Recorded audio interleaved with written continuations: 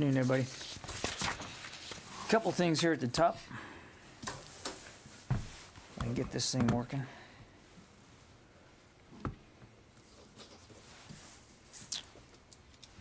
Okay, let's see. Okay.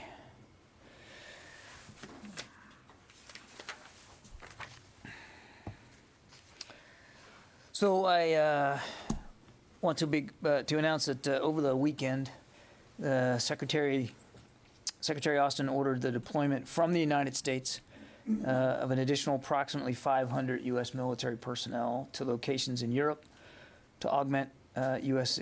forces that are already in theater. These additional personnel are being positioned to respond, obviously, to the current security environment caused by Russia's unprovoked invasion of Ukraine, and certainly to help reinforce and bolster deterrence and defense capabilities of the NATO alliance. These, as all the other ones we've talked about in recent weeks, are not permanent moves. They are temporary moves. And we're going to adjust our posture continuously as conditions require. And as President Biden has noted before, we are not and will not send forces into Ukraine. So these additional personnel will be going to NATO's eastern flank. Specifically, we'll be sending a number of KC-135 refueling aircraft out of Fairfield Air Force Base in Spokane. We'll deploy with approximately 150 personnel. They're scheduled right now, they're planned right now, to deploy to Suda, Greece, to provide additional aerial refueling support to the commander of U.S. European Command. This 500 will also include an air support operations center out of Fort Stewart, Georgia. They'll comprise basically of 40 personnel. Right now they're planned to deploy to Poland and to Romania, and again to help provide additional command and control for U.S. European Command flight operations.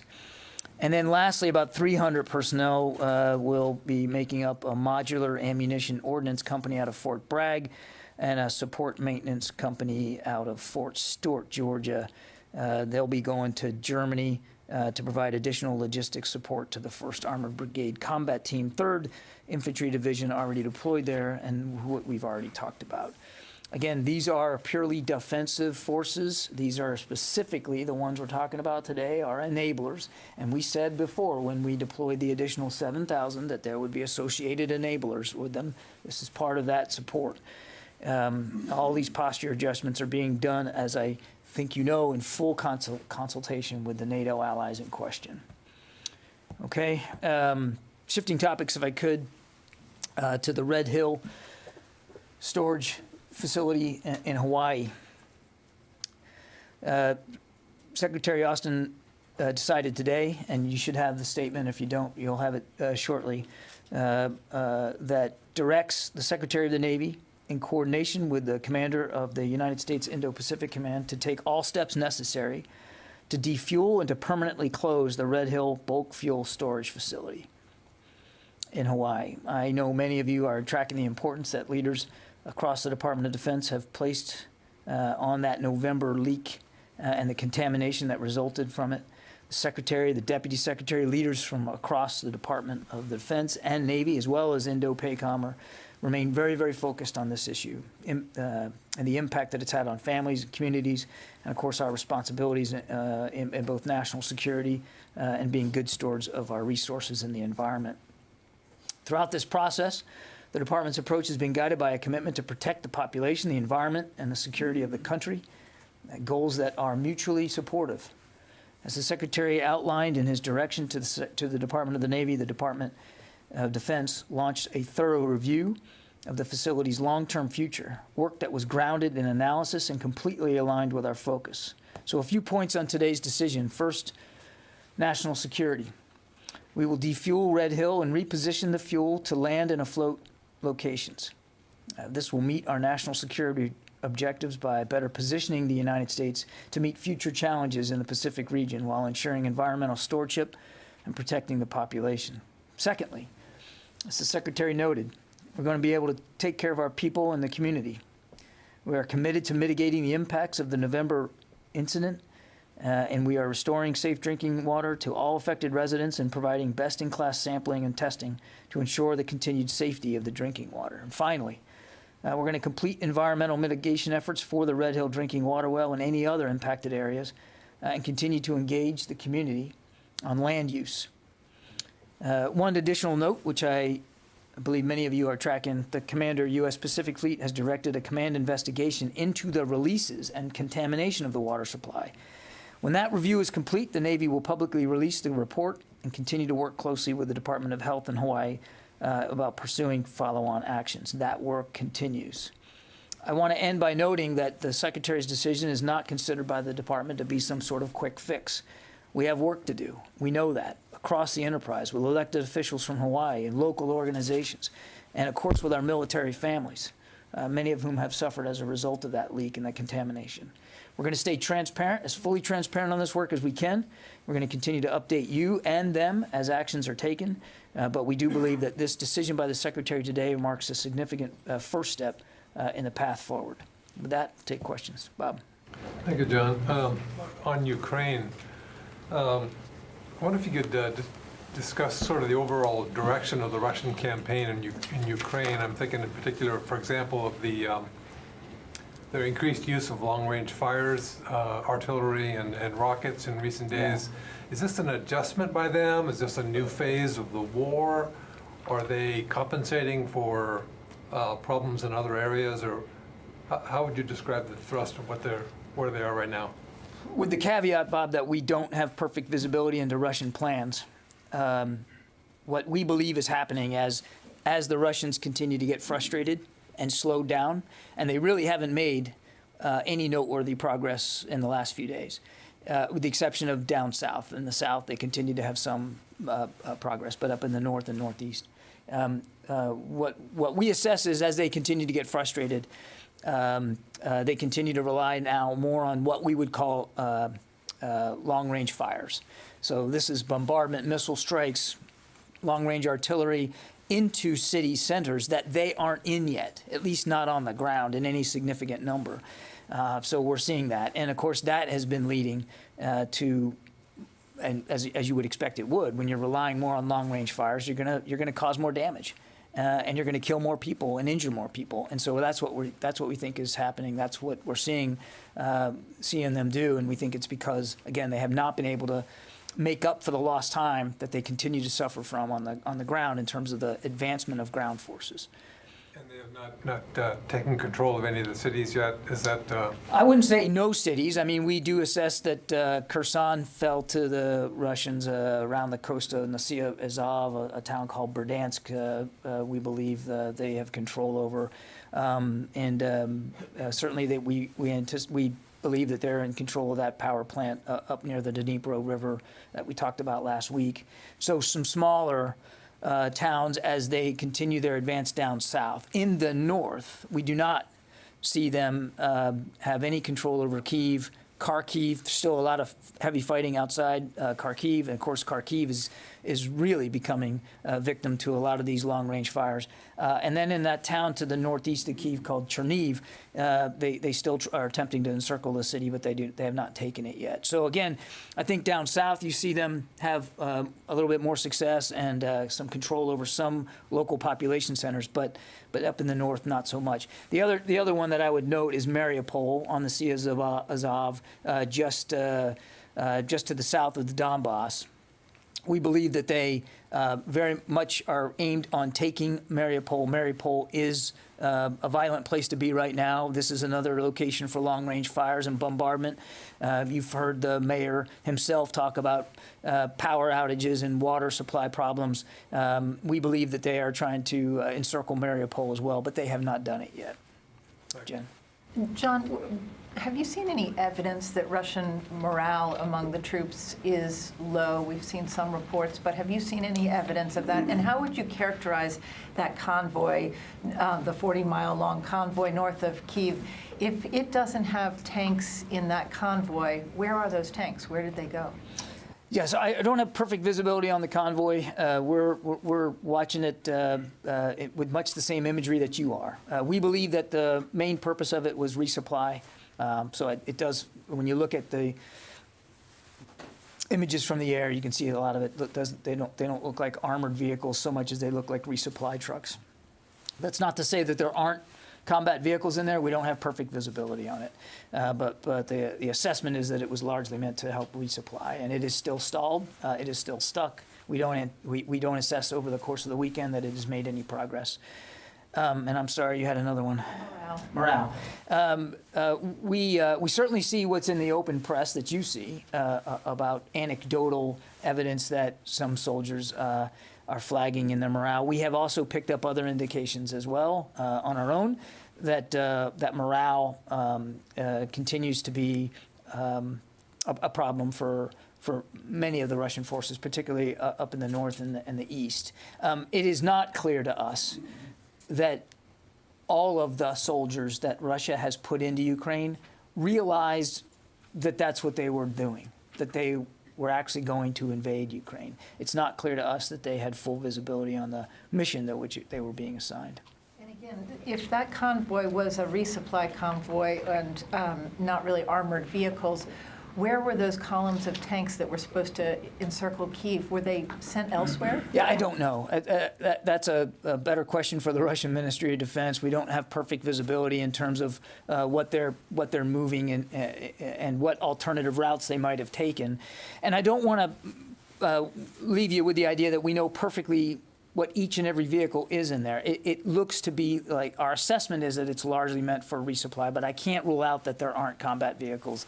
It's a very, very long convoy. We don't even know if it's all, we can't even say that it's all one convoy and not several, but it does remain, as our best assessment is, it remains stalled.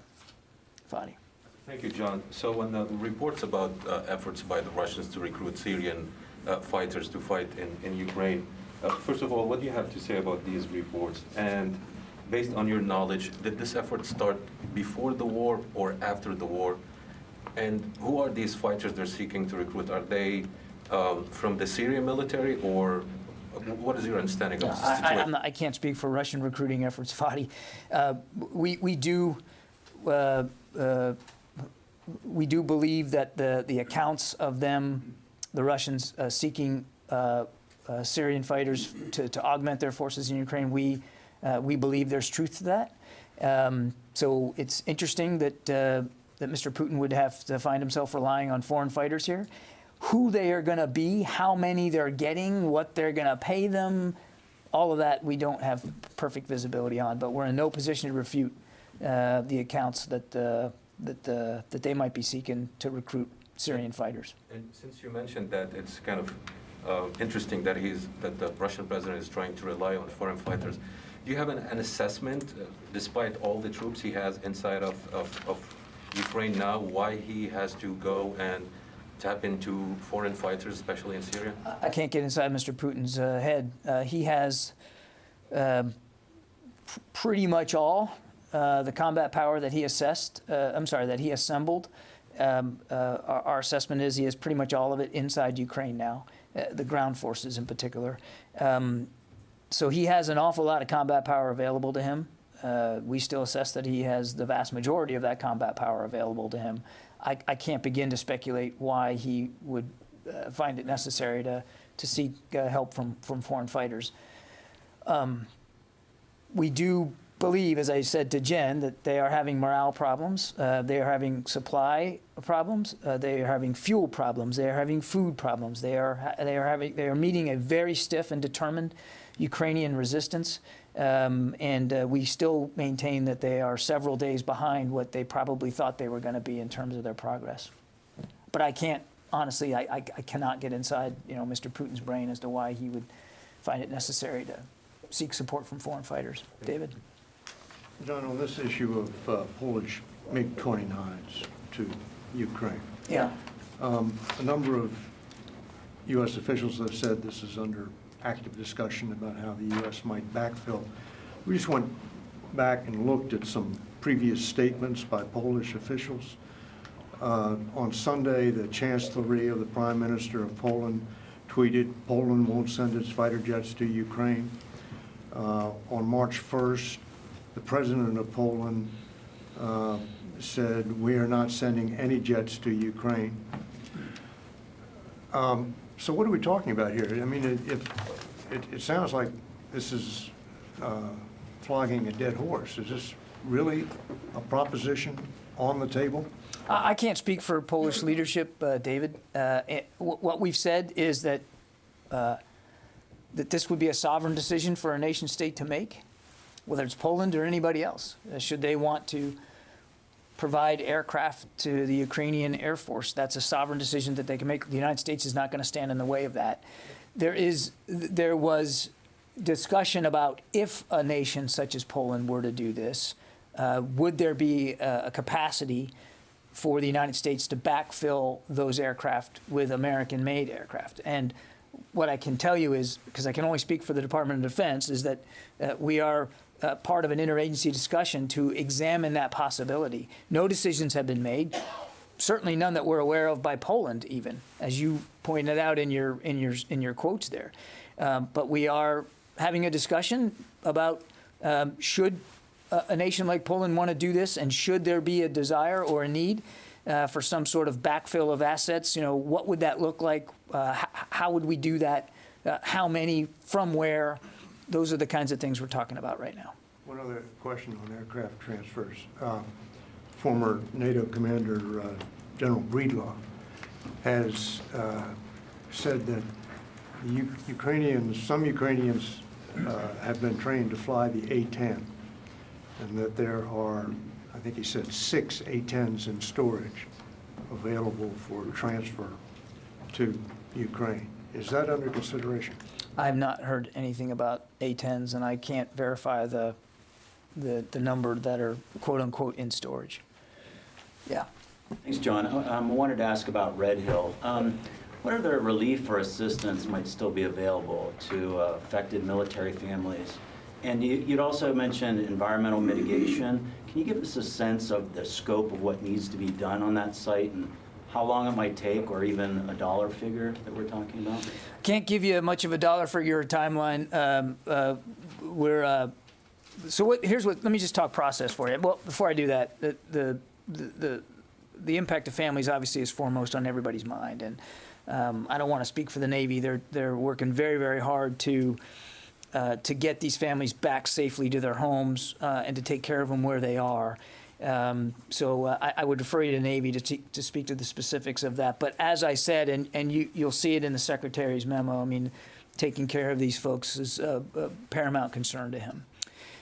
So what's going to happen here? And this is a long way of getting to your question, which is to say I can't answer it specifically, but just so you understand process.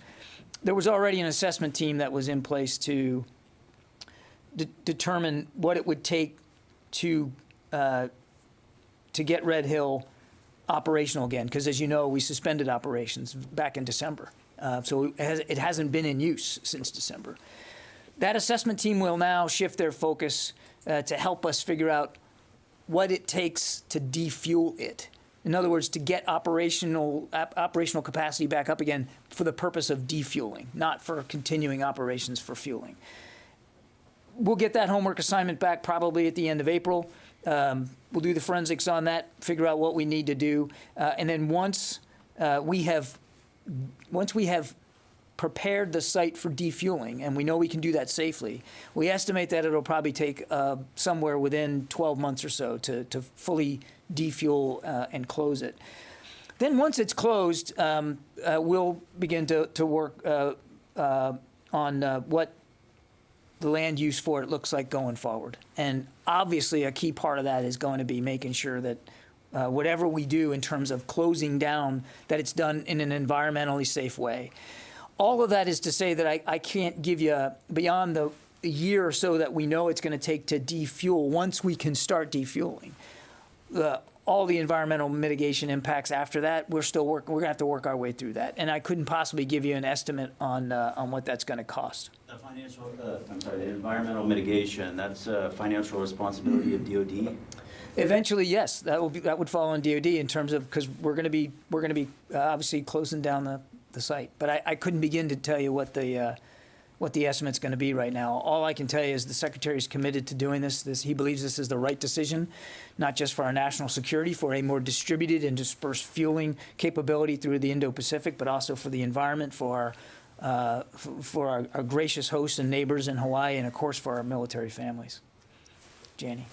Thanks, John. I have two questions, Ukraine and South Korea. There are 100 South Korean volunteers requested support to fight the Russian invasion. Do you have anything on the number of U.S. volunteers to fight Russian invasion? I don't have an estimate of Americans who might want to be volunteering to go there. I would say what I said last week. If you're an American and you want to do right by Ukraine, the best thing you can do is find a way to donate to so many agencies that are trying to deal with what is now clearly a humanitarian crisis in the region, certainly there in Ukraine. We still do not believe that Ukraine is a safe place for Americans to go. We urge them not to go, and if any are still there, we urge them to leave. Another one in North Korea. I think you know already last weekend North Korea launched another missiles. How does the United States evaluate North Korea's successive missile launch? These continue to be provocations, needless provocations at that. We urge Pyongyang to cease these missile launches and these provocations, and signal that they're willing to sit down, as we are, without preconditions, to find a negotiated way forward here and a path to a diplomatic path to reduce the tensions on the peninsula. Thank you. Yeah. Tom. Which Tom? Whichever Tom wants. I was looking at you, Squitieri, but if you guys want to trade off, it's up to you. Okay, you get one, I get one. I get two. Go ahead. I'd like to follow up on his question, his comment about extra forces. What would the Pentagon's assessment be if Putin begins drawing troops from the remainder of Russia that were not pre-positioned to go into Ukraine? What would our position be? No, what would your observation and analysis be if that move is made by him? I mean, Tom, I don't want to speculate about future decisions what I would just tell you, Tom, we've assessed that he's got nearly all the amassed combat power that he has assembled inside Ukraine. I haven't seen anything or any indication that he's pulling from elsewhere in the country. I don't want to get ahead of where we actually are right now. This is a Russian military invasion here, and it's difficult for us to know with great specificity on any given day what Mr. Putin's going to do tomorrow or the next day after that, and I just don't want to get ahead of where we are. Okay. My second question is regarding Moldova. It's two-part. Have preparations begun yet to withdraw the National Guard in their training, the Moldovan forces? And if not, what changes in the training have the National Guard been doing with the Moldovan forces? In terms of training, I'd refer you to the National Guard. I don't have a menu of the kinds of training that they do in Moldova, and I don't have any change to their posture. But they're still staying there at this point? To the best of my knowledge, I don't know of any changes. Thank you. Tom. John, there's a continual uptick in civilian casualties in Ukraine. Do you get a sense that Russians are actually targeting civilians, as President Zelensky says, or is it miscalculation, or a little bit of both? And we talked earlier about long-range fires. How much of that has to do you have a sense, with increased civilian casualties? I think we absolutely assess that the reliance on long-range fires, and I know that's a very wonky term, but artillery, missile strikes, rocket attacks are having an increased effect on civilian casualties and the damage and destruction of civilian infrastructure, be it homes, churches, hospitals, schools.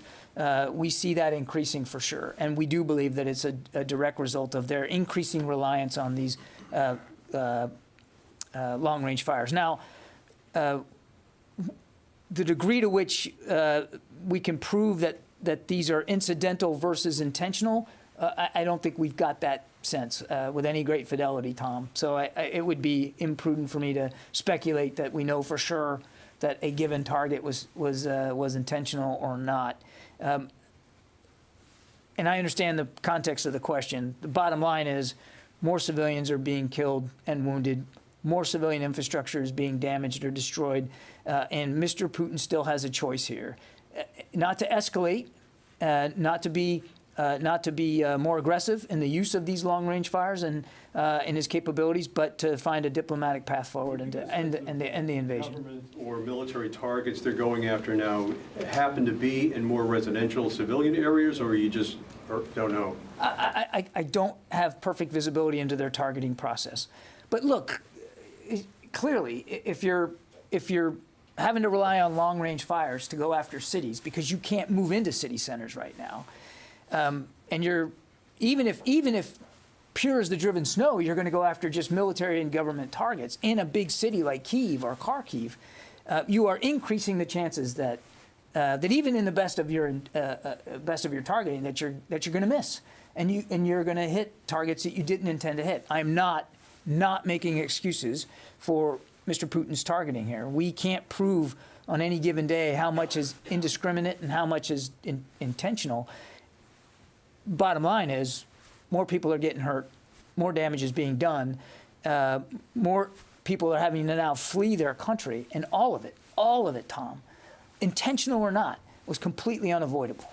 Completely unavoidable, and frankly, can still be unavoidable going forward. Mr. Putin does the right thing. Take his troops out, stop the invasion, and sit down and try to find a negotiated way forward. Can I follow up on that? Sure. So is, Jen Psaki said on Friday, I think it was, that the U.S. is looking into whether Russia is intentionally targeting civilians, talking about the potential for some sort of an ICC action here. Is DOD providing information to this review that's ongoing? Are you looking for actual evidence that the Russians are targeting civilians for potential criminal court? Not that I'm aware of. And then second thing, back to the jets.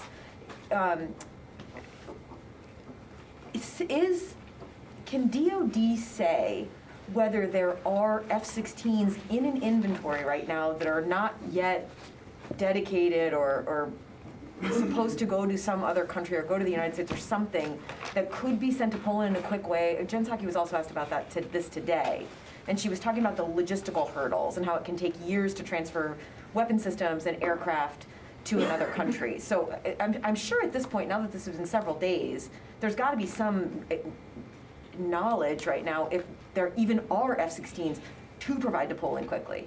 I think we're still working our way through all that, Court. We don't have, it's too soon to know with great specificity what a potential backfill would look like. But we're just not there in the discussions, even within our own interagency, much less with a nation like Poland. So, it would depend on how many they would need. It would depend on how long they would need them, and then you'd have to look at where in the inventory could you possibly provide that. And Jen's right. I mean, if we're talking about a permanent sale, that can take some time. We're just not there yet. I mean, I appreciate the question, but we're just not prepared to answer it right now. Is there a process for speeding up a sale like that? I mean, I'm sure there's got to be some sort of a process, right, that would exist in DOD?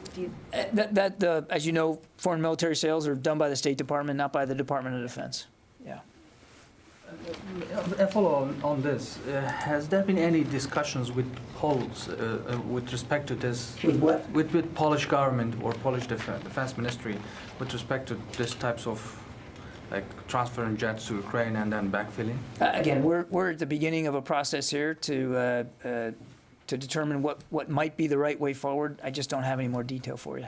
And also, like, Polish government is categorically denying these reports. What triggered the interagency assessment in the United States if the Poles have actually no interest in doing even something like that? As I said, I think you all saw President Zelensky held a call with lawmakers, and one of the things that he talked about was his desire for more material and to include aircraft. And so we're having a prudent discussion about if there would be a request to backfill for a nation, what that might look like. So you're responding to what Zelensky said, not to anything the Polish government might have said? I'm not going to get into international discussions. I'm telling you that we're looking at this. No decisions have been made. Also, on the 500 troops, you said these are being positioned to respond to the current security environment caused by a Russian invasion of Ukraine. Saudi is actually way in south. flank of the NATO. Why not like you position those tankers close to the theater where the tension is going on, but way south? Wasn't there any other positions or locations? I'm happy to, these are decisions made by the European Command Commander, General Walters. And as forces get added to the theater, General Walters is best able to determine where he wants to put them and how he wants to employ them. I think I'd leave it at that. Yeah. So if I can follow on Fadi's question on Syrian recruits, what is it that led you to believe that Russia is trying to recruit Syrian fighters? And is it based on some sort of evidence that you've seen, or just the Russian We have indications. frustration? We have indications. I'll leave it at that. Does it indicate what general areas, northwest or the Kurdish-controlled area or under the Syrian regime? I'm not going to have any more detail for you on that today. Jeff Shogel? Thank you. Can you say what steps the Defense Department is going to take to help Navy families and other families on Hawaii who are worried about the long-term health issues that they may face from the contaminated drinking water? And also, the state of Hawaii has asked that Red Hill be defueled in 30 days. If I heard you right, it sounds as if once the Defense Department determines when it can begin defueling, the process is expected to take a year. Is it accurate to say that it is impossible to defuel the facility in 30 days? Thank you. By the end of April, Jeff, we will get an assessment of what safe operation of the facility will look like and what needs to be done to get it back into safe operations. It is shut down right now. And in order to defuel it, you gotta be able to operate it. And so we have to know what safe operation looks like. We won't get that assessment until the end of April. Once we get that assessment, we'll review it. We will comply with the requirements that the assessment team comes back with in terms of how to get the plant, the facility back operational again. Once it's operational again, we will defuel it and we will close it, and we estimate that that will take, we can do that within 12 months. As for the families, I think you've seen it in the Secretary's memo himself. I mean, we owe these families our very best attention to make sure that they get the medical care they need for the way in which this contamination has affected their health. We are 100% committed to that. Tony Capaccio. Hi, John. A couple questions. Is there a regular, ongoing overland resupply effort going on right now into Ukraine? There are, there continue to be, Tony, efforts by the United States and other nations to continue to provide security assistance material to the Ukrainian armed forces. I'm not going to talk about the manner in which that material is getting to them, but we know it's getting to them and that they are able to use it. Are the Russians at all trying to interdict or interrupt that overland traffic? That traffic and that material continues to flow. Another quick question. Do you have any sense of how much Russian armor has been destroyed since the invasion? Has that destruction been a contributing factor to the offense bogging down? I don't have a count of how many vehicles or armored vehicles or combat vehicles or supply vehicles the Russians have lost. What I can tell you is that on the ground in the north, they continue to experience delays. They continue to experience a stiff resistance, and they continue to experience logistics and sustainment challenges of their own that have slowed them down. But I couldn't give you a vehicle count. Look, the other thing is, even if I could, it wouldn't be smart for me to do that because every day the Ukrainians are fighting. Every day they're in combat for their own country. And every day they do what they can to continue to slow down Russian advances. So whatever, even if I had a number, whatever I would give you today would probably not be good tomorrow. All right, but they're destroying armor. Is that right? Can we say that? Can you say that? I think you can see for yourself when you just look at the imagery coming out of there, the damage that they have been able to do to some Russian vehicles. Dmitry. Hi, John. You said that nearly 100% of the Russian combat power is now in Ukraine. So I'm curious, what route did the new forces come in recent days?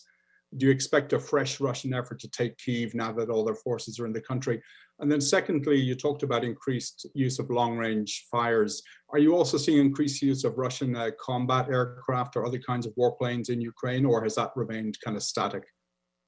On the routes, Dmitry, most of what we've seen introduced in the last several days were introduced from the north, north of Ukraine. I think that's about the best way I can characterize that. On Russian aircraft, I would say the airspace over Ukraine remains contested. The Russians have not achieved air superiority over the whole country. It is dynamic. It changes day to day. But Ukrainian aircraft are flying, Russian aircraft are flying.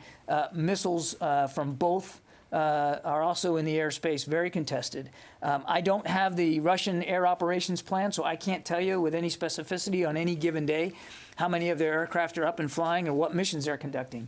But clearly, and you can, again, you guys can see this for yourself and in the imagery coming out of Ukraine. I mean, the Russians continue to be able to fly their aircraft, but it is contested, and it is contested by the Ukrainians. Let's see, Oscar from the Polish press agency. Thanks. So I wanted to ask, Dr. Carlin recently said in Congress that you were going to have to redo the global posture review in light of the new realities.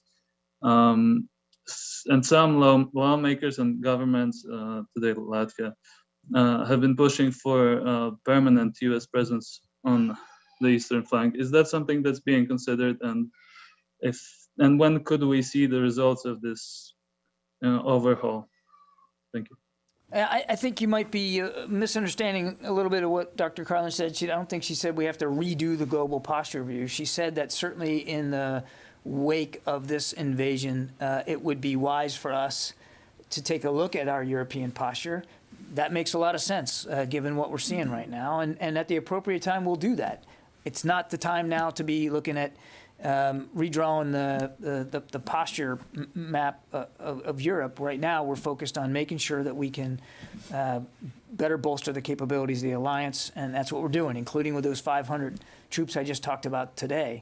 But certainly, we would be taken into consideration over the long term whether or not European posture does need any adjustments. No decisions have been made about changing any permanent presence in Europe, whether it's in Latvia or anywhere else. So we're focused on making sure that we can continue to help Ukraine defend itself, and you continue to make sure that NATO can defend itself. That's what our focus is on right now.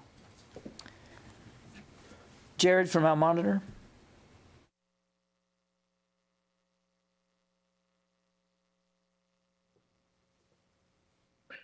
Hi, John. Just wondering if you could give us an assessment.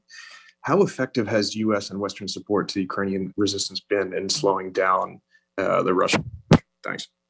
All I can tell you, Jared, is that we know that the material that we have been sending into Ukraine, and it's not just us, it's 14 other countries, but we know that that material is getting into the hands of the Ukrainian armed forces, and we do know that they're using it, and they're using it quite effectively. The results you can see for yourself. I think I'd just leave it at that. Megan, Military Times. The last figure you had for us about the number of U.S. troops who've been put on heightened alert to possibly go to Europe was between 10 and 12,000. Is that the same now, or have there been more troops put on that alert? I know of no other units that were put on additional PTDO, Megan. Caitlin, Stars and Stripes. Hi, John. Thank you. Yeah, wanted to talk a little bit more about the jet and Poland situation. Can you talk a little bit about the logistics and the problems and challenges that the U.S. would face to do that backfill? Jen Psaki today talked a little bit about talking about where the planes would part from. Could they fly through NATO airspace? Can you talk a little bit about those problems? I would just say, again, we're very early on in a discussion here about a possibility. It's not even a done deal at this point, but it's just a discussion about the possibility of, should there be a nation that would want to give aircraft to the Ukrainians and would ask for a backfill from the United States. Should that happen, what would that look like? How would we do that? And we don't have all the answers right now. I understand the great interest in it, but the truth is we're very early on in a discussion right now about what the possibilities of that could be. We just don't have enough granularity to be able to make tough or easy decisions right now about how many aircraft, where they would come from, how they would get to where they're going. We're just not there yet. Look, I think we should all just kind of step back just a little bit here, and rather than get dragged down into the idea of a backfill of aircraft, just take a look writ large about what's going on here. Ukraine is in a significant fight for its country and its citizens. The United States and many other nations are doing a lot to try to help them in that fight. And President Zelensky has shown great courage and poise and leadership by staying in Kyiv and truly leading his country through this. And what I can tell you is that from the United States perspective, certainly from the Department of Defense, but I would say across the administration, we're going to continue to look for ways to help Ukraine defend itself. We're not always going to have all the answers in the moment that they become news, but it doesn't mean that we're not going to take them seriously and consider them and look at them and see what can be done. The other thing that we're doing, and I hope it's clear in the brief announcement I had today, is we're going to continue to look for ways to bolster NATO, to look for ways, innovative ways, creative ways, to make sure that Mr. Putin understands how seriously we take Article 5 and how seriously we take our collective security requirements inside that alliance, how seriously we consider the importance of alliances and partnerships. We've invested a lot of time in the last year in revitalizing alliances and partnerships in Europe, but around the world. And I think you're really seeing that bear fruit right now. I just think it's important to keep a little bit bigger perspective on this and not just get dragged down into the particular headline of the day. Yeah, last question. Thanks, John. We know that bombardment has been increasing in Ukraine. Senior defense officials said that earlier. We also know that the Russians used bombers and other aircraft to attack ground targets, at least earlier on in the invasion. Can you say at this point what role Russian aircraft seem to be playing in the bombardment of these key population centers? It's difficult for me to get into a tactical level briefing of what Russian operations look like. We don't have perfect visibility. What I can tell you, Matt, is that we continue to see Russian air forces participate in this invasion. They continue to launch weapons. They continue to conduct attacks in support of Russian objectives inside Ukraine. I can't tell you on any given day what that looks like, how many aircraft, how many sorties, how many munitions dropped. We don't have that. We just don't have that information. But they clearly are and continue to be a part of the Russian arsenal that's being applied against the people of Ukraine. No doubt about that. What I would tell you is, and I think I said this last week, I think it remains true today, we aren't seeing the level of integration between air and ground operations that you would expect to see. In other words, not everything they're doing on the ground is fully being supported by what they're doing in the air. There does seem to be some disconnects there.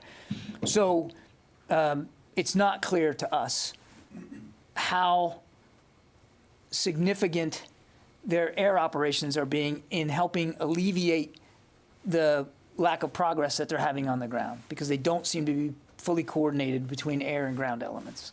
But beyond that, I couldn't give you much more specifics. Okay. John, when you said told Dmitry the forces are coming in from the north, did you just mean from Russia or also from Belarus? I think over the last few days, we've seen them come in from both. Okay, thank you. Yeah. Okay, thanks, everybody.